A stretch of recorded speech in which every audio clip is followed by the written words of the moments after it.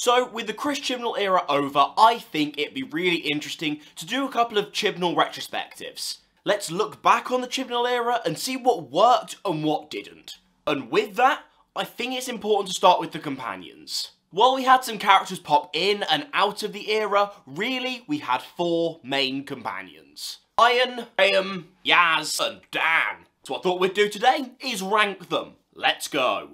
At number 4, it's quite easily Ryan. Because I have to admit, while the other 3 I will almost definitely have mostly positive things to say about, I was never that fond of Ryan. I don't think this is all down to the performance. I don't think Tosin Cole is particularly charismatic in this role, but it wasn't an awful performance. I think the first problem is he just isn't a very interesting character. There just isn't enough substance there to make me actually care. I also feel like they never really knew what they wanted to do with the Ryan character.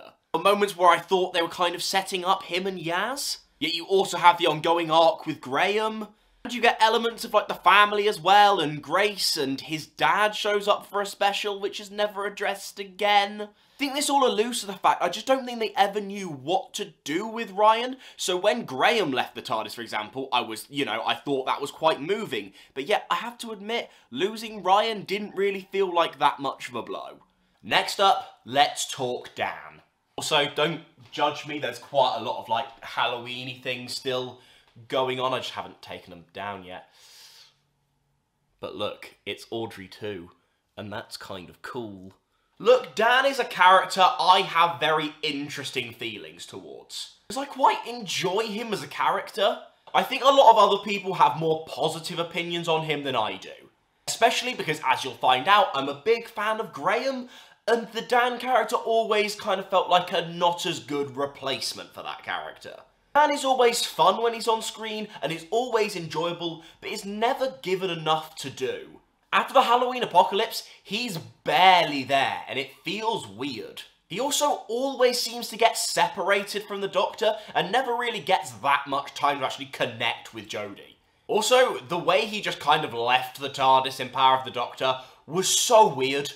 That didn't work at all. Yeah, it's a character that's fun enough, but just nothing was ever really done with him, and honestly, if they just kept the Flux as like the Doctor and Yaz, I think that would have been better. Speaking of Yaz, she's at number 2. Yaz is at number 2 mainly because of her potential. I still feel like Big Finish could do some really cool and interesting things with Yaz, and I would love to see Yaz return one day.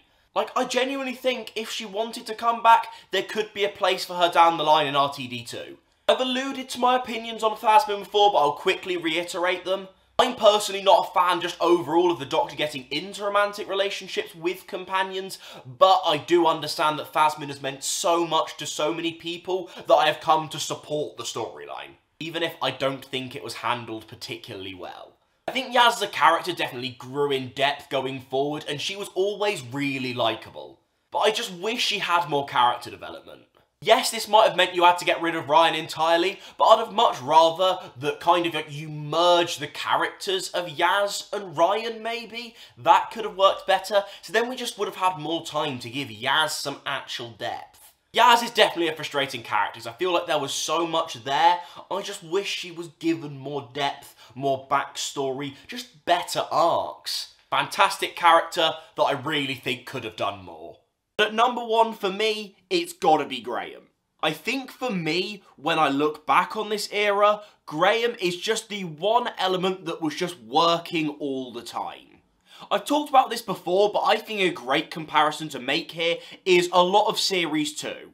Because Series 2 has a lot of bad episodes. But the performances of David Tennant and Billie Piper really work to elevate these episodes. Even when the story isn't quite working, you still got these fantastic characters you love. This comparison also works with 11, Amy and Rory. Those episodes that just aren't quite working on a story level, but you really love the characters, so it works. And while, like I've kind of explained, this era didn't have a lot of that, I think Graham is the one exception. Graham was always fun, upbeat, always really funny. Is it a particularly nuanced performance by Bradley Walsh? No. Is it just really sweet and charming and fits really well into the original TARDIS team? I think so. As I've discussed, I didn't really think enough was done, interestingly, with the Ryan arc, but I think Graham's side of the Ryan arc works really well. That and all the bits with Grace, I just think Graham's arc, especially with his emotional beats and then a lot of his comedy, really added some light to the first 2 seasons of Doctor Who. Of this era. I'm pretending like the show hasn't been going for 59 years. Anyway, let me know what you guys think in the comments down below. And if you want to see my thoughts on the future of Doctor Who, you can click the video here, because I promise you, we're talking about lots of cool, interesting things about the future. Ooh, am I a fortune teller? Big ball. Future Doctor Who.